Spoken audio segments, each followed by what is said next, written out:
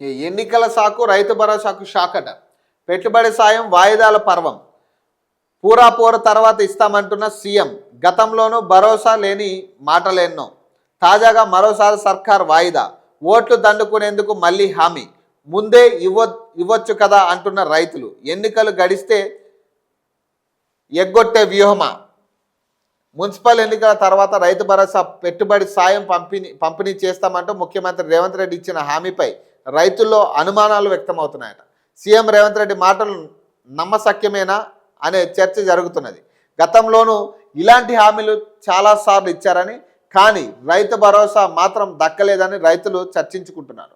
2023 assembly ఎన్నికలకు ముందు కూడా ఎన్నికల పూర్తవగానే ఒక్కో రైతుకు ఎకరానికి 15,000 పెట్టుబడి ఇస్తామంటూ ఆశ కల్పించారు.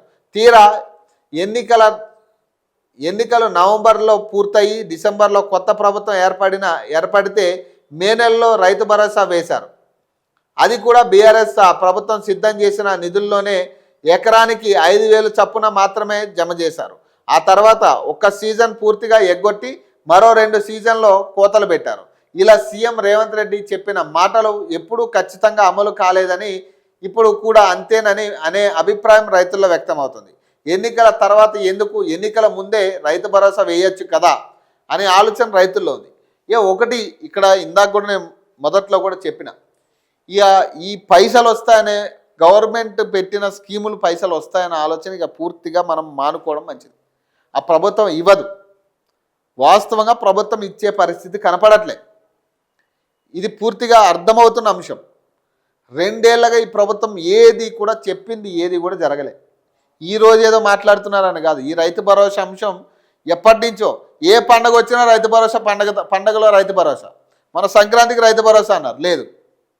సో కాబట్టి ఈ రైతు భరోసా అనే దాని మీద కానీ, లేదా 6 గ్యారెంటీలు అనే దాని మీద కానీ, 6 గ్యారెంటీలు అనే దాని మీద కానీ ఆశలు వదులుకోవడం చాలా మంచిది.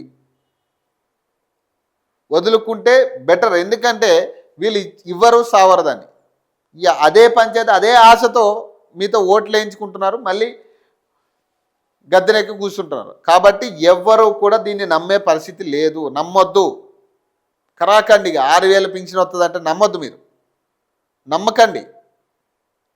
కనీసం ఆశ అయినా ఉండకుండా కనీసం ఆశపడే పరిస్థితి ఉండదు. ఆశపడి మనం మోసగాళ్ళం అయ్యే పరిస్థితి అవుతుంది ఈరోజు. ఇప్పుడు ఒకవేళ ప్రభుత్వం ఇస్తే అది ఇక మన అదృష్టం అనుకోవాలి, ఇక అంతే. ఇప్పుడున్న పరిస్థితుల్లో రేవంత్ రెడ్డి ఆ ఫ్యూచర్ సిటీ మీద పైసలు పెట్టడో, లేకపోతే ఇంకోటో మిగతా వాటి మీద ఉన్న చిత్తశుద్ధి అసలు ప్రజల ఇబ్బందుల మీద లేదు. ఇది క్లియర్గా ఏదో ఫ్యూచర్ సిటీ 2047లో ఏదో చేస్తామని చెప్పుకొస్తా ఉన్నారు. అప్పుడు ఎవడు ఉంటాడో ఎవడు పోతాడు. కానీ వాస్తవంగా ఇప్పుడేంది, ఈ 3 ఏళ్ళలో ప్రజల పరిస్థితి ఏంది, అసలు ఇప్పుడున్న పరిస్థితిలో ప్రజలు ఏ రకంగా ఉన్నారు, ఏ రకంగా జీవిస్తున్నారు, ఇది ఫస్ట్ మనం ఆలోచించాల్సింది. అని ఏదో ఫ్యూచర్ సిటీ కోసం ఏదో బడ్జెట్లు కేటాయించమని ఏవో పెద్ద ఉపన్యాసాలు, అప్పులు తెస్తున్నాం, అప్పులు ఇవ్వండి అని మాట్లాడుతూ ఉన్నాడు. అసలు రైతుల ఇబ్బందులు కానీ, ప్రజల ఇబ్బందులు కానీ ఏది పట్టట్లేదు.